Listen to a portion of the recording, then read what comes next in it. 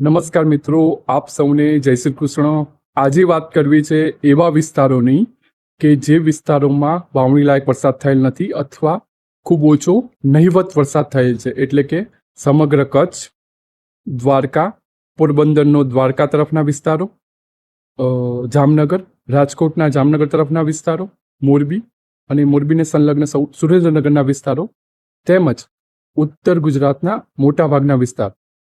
આ વિસ્તારોમાં આગામી 2 દિવસમાં વરસાદની સ્થિતિ કેવી રહી શકે છે તેના વિશે વાત કરીશું.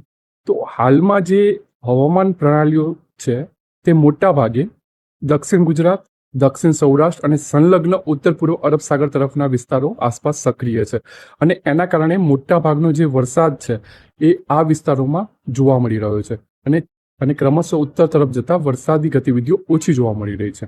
હવે આગામી 2 દિવસ દરમિયાન આ જે હવામાન પ્રણાલીઓ છે લગભગ દક્ષિણ તરફ જ, એટલે કે દક્ષિણ ગુજરાત, સંલગ્ન અરબ સાગર, દક્ષિણ સૌરાષ્ટ્ર અને સંલગ્ન ઉત્તર પૂર્વ અરબ સાગર આ વિસ્તારોમાં સક્રિય રહી શકે તેવી સંભાવના છે.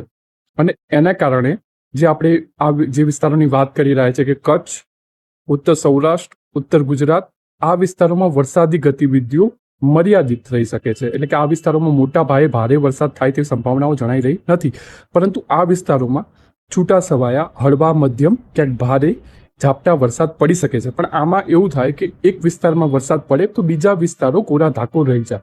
એટલે કે આમાં અત્યારે હાલ 2 દિવસ દરમિયાન આ જે વિસ્તારો છે એમાં દરેક વિસ્તારમાં વાવણી લાયક વરસાદ થાય તેવી સંભાવનાઓ જણાઈ રહી નથી.